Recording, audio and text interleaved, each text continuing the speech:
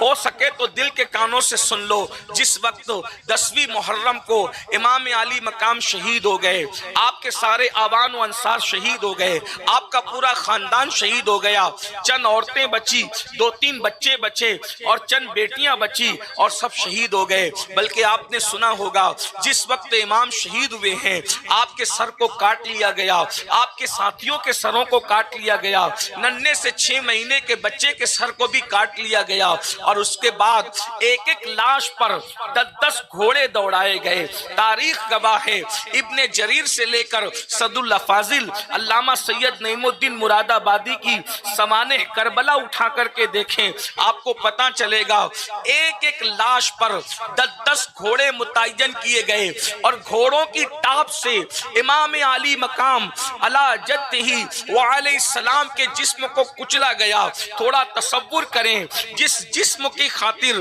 رسول اللہ، جس وجود کی خاطر اللہ کے رسول صلی اللہ علیہ وآلہ وسلم سجدے کو طویل کر دیتے ہیں، میرا حسین میری پشت سے زمین پر نہ گر جائے، میرے آقا جس کے لیے سجدہ طویل کرتے ہیں، جس وقت ان کے جسم پر 10 گھوڑے دوڑے ہوں گے، اس وقت رسول اللہ کے دل پر کیا بیتی ہوگی۔ میری قوم کے جوانوں، آپ سیاہیں ستہ اٹھا کر کے دیکھیں، ام المومنین ام سلمہ خواب دیکھ رہی ہے، ابن الامہ رئیس المفسرین سید المفسرین عبداللہ ابن عباس خواب دیکھ رہے ہیں کہ عاشورہ کے دن اللہ کے رسول کی داڑھی بکھری ہوئی ہے، حضور کی زلفیں بکھری ہوئی ہے، حضور کے وجود ناز پر جو لباس ہے اس پر خون کے دھبے ہیں۔ اللہ کے رسول سے پوچھا گیا، یا رسول اللہ خیر ہو، یا رسول اللہ قربانت شوم، حضور ہم آپ پر قربان ہو جائیں، آج آپ کی داڑھی پر گرد و غبار آپ کی داڑھی کو چوم رہے ہیں، آپ کی زلفیں بکھری ہوئی ہے، آپ کے کرتے پر خون کے دھبے ہیں، آپ کی آنکھوں میں آنسو ہے، یا رسول اللہ کیا ہو گیا؟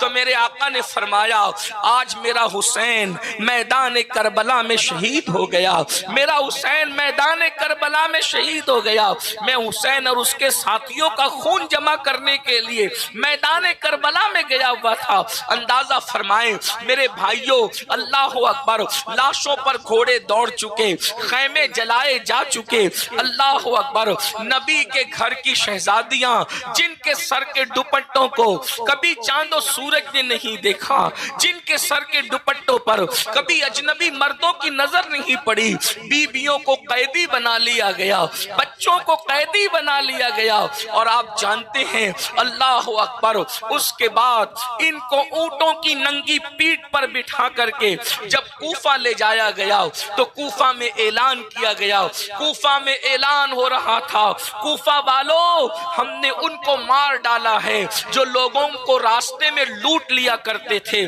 یہ نہیں بتایا یزیدیوں نے کہ حسین ابن علی کا سر آ رہا ہے، بلکہ جھوٹ بولا یہ کہہ کر، کیونکہ جانتے تھے اگر کوفہ والوں کو پتہ چل گیا حسین ابن علی کا سر آ رہا ہے تو تباہی ہوگی، بربادی ہوگی، جان کے لالے پڑ جائیں گے۔ انہوں نے یہ کہا، معاذ اللہ معاذ اللہ معاذ اللہ، کچھ ڈاکو تھے جو لوگوں کا راستہ لوٹتے تھے، مال لوٹتے تھے، ہم نے ان کو قتل کر دیا، ان کے بچوں کو، ان کی بیویوں کو قیدی بنا کر لا رہے ہیں، تو تم تماشا دیکھنے آؤ۔ تو کوفہ کے مرد رستے میں آ گئے، کوفہ کی عورتیں جو ہے چھتوں پہ چڑھ گئی، اور چھتوں پہ چڑھنے کے بعد وہ انتظار کرنے لگی، آپس میں باتیں کرنے لگی، اگر قیدیوں کو صدقہ دو تو ثواب زیادہ ملتا ہے، قیدیوں کی دعائیں قبول ہوتی ہے، ان کے شوہر کیسے بھی تھے، ان کے باپ کیسے بھی تھے، وہ لٹیرے تھے، لیکن یہ تو قیدی ہے، چلو ان کو صدقہ دیں گے۔ ابھی لوگوں نے پہچانا نہیں کہ یہ جو قافلہ آ رہا ہے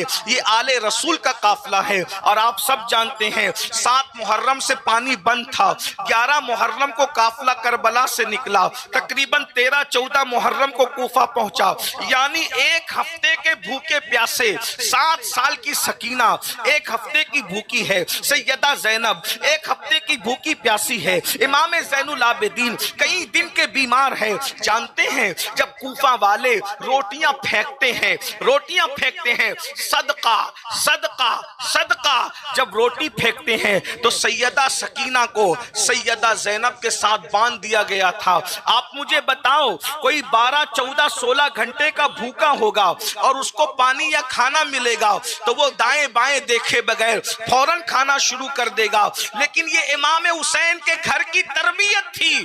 جب 7 سال کی 1 ہفتے کی بھوکی 7 سال کی 1 ہفتے کی بھوکی ننھی سکینہ کی گود میں جب کسی نے روٹی کا ٹکڑا ڈالا یہ کہہ کر کہ یہ صدقہ ہے تو سکینہ نے کھایا نہیں. یہ امام حسین کے گھر کی تربیت تھی. کھایا نہیں اور اپنی پھپھی سے کہا پھپھی اماں ہم تو آل رسول ہیں, ہم پہ صدقہ حرام ہے. توجہ کریں, ہم آل رسول ہیں, ہم پہ صدقہ حرام ہے.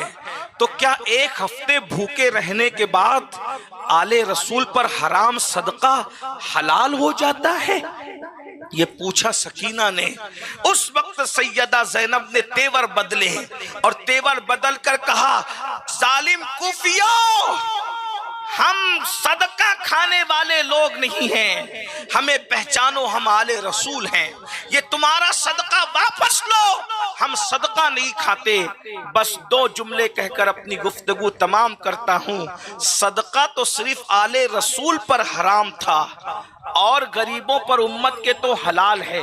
صدقہ پاک ہے, صدقہ ناپاک نہیں ہے. اب پوچھنا چاہتا ہوں ممبئی کی سرزمین پہ رہنے والے مسلمانوں, اپنے آپ کو حسینی کہلانے والوں, آل رسول پہ صدقہ حرام ہے. 1 ہفتے کی بھوک کے بعد بھی انہوں نے صدقہ نہیں کھایا. جو صدقہ نہیں کھاتے یہ حسینی ہیں. ارے مسلمانوں, ان پر صدقہ حرام تھا, انہوں نے صدقہ نہیں کھایا. تم سود کیسے کھاتے ہو؟ تم چوری کے پیسے کیسے کھاتے ہو؟ تم شراب کی کمائی کیسے کھاتے ہو؟ تم جوا کی کمائی کیسے کھاتے ہو؟ بتاؤ. وہ صدقہ جو حلال ہے, لیکن وہ صدقہ جو اور لوگوں پر حلال ہے صرف آل رسول پر حرام ہے. جو صدقہ ناپاک نہیں بلکہ پاک ہے.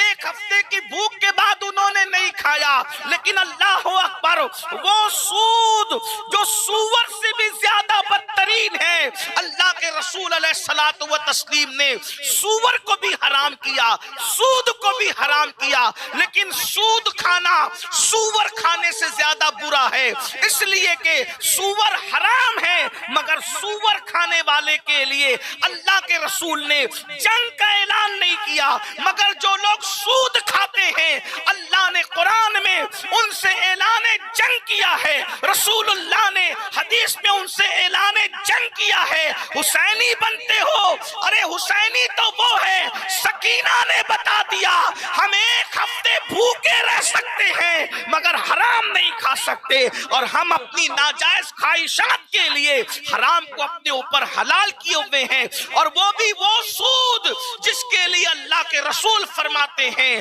جس نے سود کا 1 لقمہ کھایا 1000 سال تک وہ جہنم میں جلایا جائے گا. دوسری روایت میں فرمایا سود کا 1 لقمہ کھانے والا اپنی ماں کے ساتھ 36 مرتبہ زنا کرنے والے کے برابر ہے. سود کھانے والا اور کعبے میں زنا کرنے والا دونوں برابر ہے. مسلمانوں, تمہاری روح کیسے گوارا کرتی ہے, تمہارا ضمیر کیسے گوارا کرتا ہے, تمہارا دل کیسے گوارا کرتا ہے